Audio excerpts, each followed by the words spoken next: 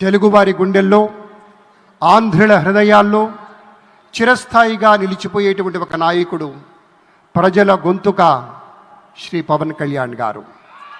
వారిలో ఉండేటువంటి స్ఫూర్తి, ప్రజల పట్ల ఉండేటువంటి భక్తి, సమాజంలో మార్పు తేవాలన్న తపన అమోఘం, అద్వితీయం. అటు సమాజంలో ఒక పవర్ఫుల్ లీడర్, వారి యొక్క సందేశాన్ని విందాం. అమరావతి పునఃప్రారంభం సందర్భంగా 34,000 ఎకరాలు ఇచ్చి 29,000 పైచిలకు రైతులు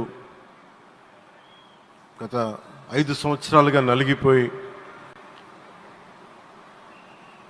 ఇక్కడికి వచ్చి, రోడ్ల మీదకి వచ్చి, ముళ్ళ కంచెల మధ్యలో కూర్చొని పోలీసు లాఠీ దెబ్బలు తిని, కేసులు పెట్టించుకొని, ఇంట్లో పెద్దవాళ్ళని కానీ చాలామందిని 2,000 పైచిలకు రైతులు ప్రాణాలు కోల్పోయి, మీరు నలిగి బాధపడి మీ కన్నీళ్లు ఇచ్చేవాళ్ళు ఉన్నారా ఆ రోజునని చాలాసార్లు మహిళా రైతులు నన్ను అడిగారు. ఇది గౌరవ ప్రధానమంత్రి శ్రీ నరేంద్ర మోదీ గారికి తెలుస్తుందా అని ఒకసారికి 5 సంవత్సరాల క్రితం మీరు అడిగారు. నేను ఆ రోజు ఆయనకి తెలియకుండా ఏది ఉండదు, అమరావతి శాశ్వత రాజధానిగా ఉంటుందని ఆ రోజు మేమందరం కలిపి మాట ఇచ్చాం. ఆ ఇచ్చిన మాట ప్రకారం ఈ రోజున గౌరవ ప్రధానమంత్రి గారి చేతుల మీదుగా మళ్ళీ ఇంకొకసారి పునఃప్రారంభం జరగబోతుంది. ఇది ఆది శంకరాచార్య 1237వ జయంతి సందర్భంగా తిరిగి అమరావతి పునఃప్రారంభం కావటం చాలా ఆనందాన్ని కలగజేస్తుంది. మనందరం 5 కోట్ల మంది ప్రజలకి సంబంధించి ఇది ఒక హబ్, ఇది సెంటర్, నర్వ్ సెంటర్. ఇది అంటే మనందరికీ సంబంధించిన ఇల్లు. ఇది మనందరం ఎవరిని అడుగుతున్నామంటే, ఒక ప్రధానమంత్రి గారు పూర్వం సన్యాసాశ్రమంలో ఉన్నప్పుడు ఆయనకి అనికేత్ అనే పేరు పెట్టారు. అనికేత్ అంటే అర్థం పరమశివుడు, ఇల్లు లేనివాడని.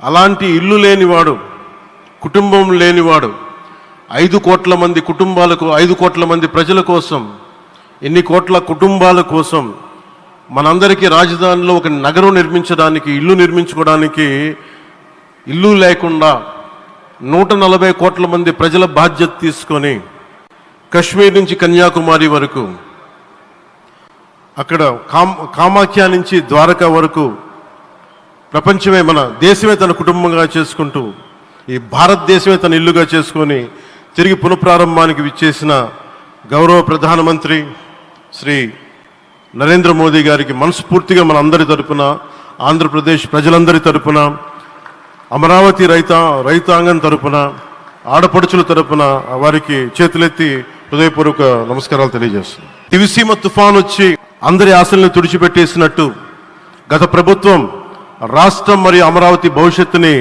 తుడిచిపెట్టేసింది. అమరావతి అంటే పరదాలు, సెక్షన్ 30, సెక్షన్ 144 మాత్రమే గుర్తుకొచ్చేలా పనిచేశారు. నువ్వు ధర్మం కోసం నిలబడితే ధర్మం నువ్వు నిలబడేలా చేస్తుంది అనే విధంగా ఆ రోజున అమరావతి రైతులు, రాష్ట్ర ప్రజలు ఈ ధర్మ యుద్ధంలో విజయం సాధించారు. రైతులు ఇచ్చిన 11,000 ఎకరాల భూమిని త్యాగం చేసి, వారి సంకల్పం 33,000 ఎకరాల భూమిని త్యాగం చేసి, వారి సంకల్పం ఫలితంగా ఈ రోజున ఆంధ్రప్రదేశ్ రాజధాని ఆవిర్భవించింది. అమరావతి రాజధాని పనులు పునఃప్రారంభమవుతున్న ఈ శుభ సందర్భంలో ముందుగా రాజధాని నిర్మాణం కోసం స్వచ్ఛందంగా ముందుకొచ్చి తమ భూముల్ని, పొలాల్ని ప్రభుత్వానికి ఇచ్చిన అమరావతి ప్రాంత రైతులకు, మీ త్యాగానికి, గత 5 ఏళ్లుగా మీరు చేసిన పోరాటానికి శిరస్సు వంచి మీకు ధన్యవాదాలు తెలియజేస్తున్నాను. గత 5 ఏళ్లుగా రాజధాని నిర్మాణం నిలిచిపోయి రాజధాని తరలిపోతుందనే సమయంలో రోడ్ల మీదకు వచ్చి 5 కోట్ల ప్రజల తరపున రైతులు, మహిళలు, విద్యార్థులు చేసిన పోరాటం, మీరు పడిన అవమానాలు, మీపై పడిన గాయాలు ప్రతి ఒక్కటి మా మనసులో ఉంది. ఆ రోజున దివ్యాంగులను కూడా లాఠీ దెబ్బలు నా గుండెలు ఇంకా సజీవంగా ఉన్నాయి. ఆ బాధ మేము మర్చిపోలేదు, ఎవరిని మర్చిపోనివ్వలేదు. అందుకని దానికి సజీవ సాక్షి ఈ రోజున తిరిగి పునఃప్రారంభానికి గౌరవ ప్రధానమంత్రి గారు రాక, ఆ రోజున మహిళలు, విద్యార్థులు చేసిన పోరాటం, మీరు పడిన అవమానాలు, మీపై పడ్డ గాయాలు ప్రతి ఒక్కటి మనసులో ఉంది. మీ త్యాగాన్ని మేము మర్చిపోం. మీరు చేసిన త్యాగానికి జవాబుదారీగా ఉంటాం. బాధ్యతగా అమరావతి నిర్మాణం జరిగేలా సాయశక్తుల ఈ కూటమి ప్రభుత్వం కృషి చేస్తుంది. అమరావతి రైతుల త్యాగాలను హృదయపూర్వకంగా స్మరించుకుంటూ వారి ప్రతినిధులుగా ఇక్కడకు విచ్చేసిన రైతులకి నా ప్రత్యేక నమస్కారం. ఈ పోరాటంలో వారికి ప్రతినిధులుగా సన్మానం అందుకుంటున్న మహిళా రైతులు పాత్ర, ప్రత్యేకించి అమరావతి మహిళా రైతుల పాత్ర చాలా అభినందనీయం. మీరు ఎంత నలిగారు, మీరు ఎంత రోడ్ల మీదకి వచ్చారు. మగవాళ్ళు ఆపేస్తే ఆడపడుచులు బయటకు వచ్చి తిరిగి పౌరుషం చూపించారు, ఆంధ్ర పౌరుషాన్ని చూపించారు. మీరికి నా ప్రత్యేక అభినందన. వాళ్ళు చూపిన సాహసం, సహనం అందరికీ ప్రేరణగా నిలుస్తాయి. వేదిక మీద ఉన్న నా మంత్రివర్గ సహచరులకి, గౌరవ ప్రధానమంత్రి శ్రీ నరేంద్ర మోదీ గారికి, విజనరీ అయిన గౌరవ ముఖ్యమంత్రి శ్రీ నారా చంద్రబాబు నాయుడు గారికి, సోదరులు లోకేష్ గారికి, గవర్నర్ గారికి ప్రత్యేకించి నా హృదయపూర్వక నమస్కారాలు, ధన్యవాదాలు తెలియజేస్తున్నాను. అలాగే ఇతర సహచరులకు, సభకు హాజరైన వారికి, రాష్ట్ర ప్రజలకు కూడా నమస్కారాలు తెలియజేస్తున్నాను. ఇక్కడ రైతులు భూమిని మాత్రమే ఇవ్వలేదు, రాష్ట్ర భవిష్యత్తును నిర్మించే ఆశలను, విశ్వాసాన్ని ఇచ్చారు. కానీ 5 సంవత్సరాల్లో గత ప్రభుత్వం ఆ త్యాగాన్ని అవమానించింది. 3 రాజధానులు అస్తవ్యస్త విధానంతో ప్రజల విఘ్నతని, అమరావతిని అగౌరవపరిచింది. ఈరోజు ఈ వేదిక నుండి మేమందరం మీకు హామీ ఇస్తున్నాం. అమరావతి మళ్ళీ ఒక ప్రపంచ స్థాయి సర్వశ్రేష్ఠ రాజధానిగా ఆవిర్భవిస్తుంది. అమరావతి ఒక ఆర్కిటెక్చరల్ జోన్, ఒక కాంక్రీట్ జంగిల్గా మిగిలిపోకుండా జవాబుదారీతనం, న్యాయం, ప్రజాస్వామ్యానికి ప్రతీకగా నిలవాలని ఆకాంక్షిస్తున్నాను. కేంద్రంలో రాష్ట్రంలో స్థిరమైన ఎన్డీఏ ప్రభుత్వం ఏర్పడిన కారణంగా అభివృద్ధి కార్యక్రమాలు వేగంగా సాగుతున్నాయి. మేనిఫెస్టోలో ఇచ్చిన హామీలన్నీ దశల వారీగా బాధ్యతాయుతంగా అమలు చేస్తున్నాం. కేవలం మ్యాచింగ్ గ్రాంట్స్ ఇవ్వని కారణంగా గత ప్రభుత్వం రాష్ట్రం కేంద్రం నుంచి పొందాల్సిన 1000 కోట్లు నష్టపోయింది. కానీ ఈ ప్రభుత్వం కోఆపరేటివ్ ఫెడరలిజం స్ఫూర్తితోటి పరస్పర సహకారంతో పనిచేస్తున్నాం. రాష్ట్రంలో రహదారులు, రైల్వే, పారిశ్రామిక రక్షణకు సంబంధించి ఈ రోజున మన అమరావతి కాకుండా రాష్ట్రంలో రహదారులు, రైల్వే, పారిశ్రామిక రక్షణకు సంబంధించి ఈ రోజున 1,07,00,000 కోట్ల విలువైన అభివృద్ధి పనులకి ప్రధాని గారు శంకుస్థాపనలు, ప్రారంభోత్సవాలు చేస్తున్నారు. రాయలసీమలో గుంతకల్ రైల్వే, గోరంట్ల హైవే లాంటి వివిధ కార్యక్రమాలకు, ఉత్తరాంధ్రలో పిఎం ఏక్తా మాల్ లాంటి వివిధ పనులకు ఈరోజు శంకుస్థాపన, ప్రారంభోత్సవం చేస్తున్న ప్రధానమంత్రి గారికి నా హృదయపూర్వక కృతజ్ఞతలు. నేను అవనిగడ్డ ఎన్నికల ప్రచారంలో హామీ ఇచ్చిన దానికి అనుగుణంగా మనందరి ఆశలు మనకి ఆశించిన విధంగా నాగాయలంకలో మిస్సైల్ టెస్ట్ రేంజ్కి ప్రధానమంత్రి గారు ఈ రోజున శంకుస్థాపన జరగడం నాకు చాలా సంతోషంగా ఉంది. Now with honourable prime minister Shri Modi ji and Honorable CM Sri Chandrababu Naidu Garu, and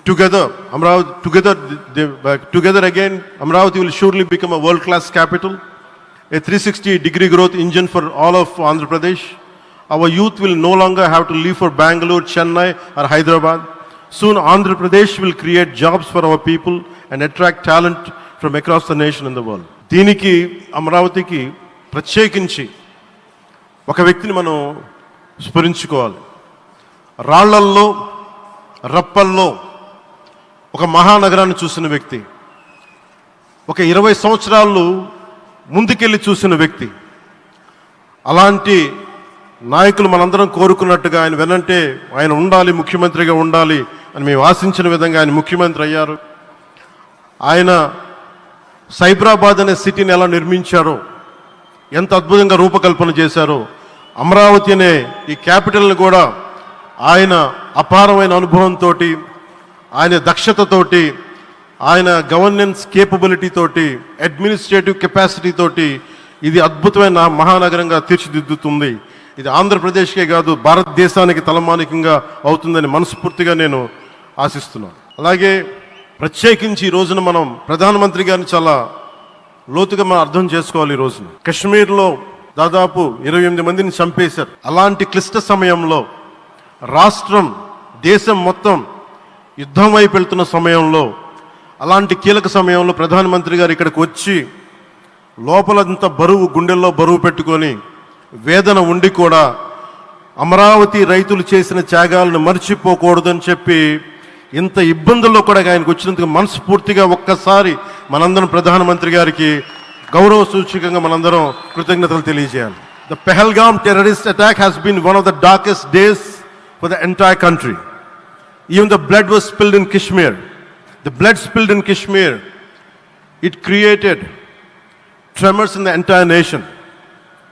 And we had seen it personally, witnessed personally, the pain of the victims.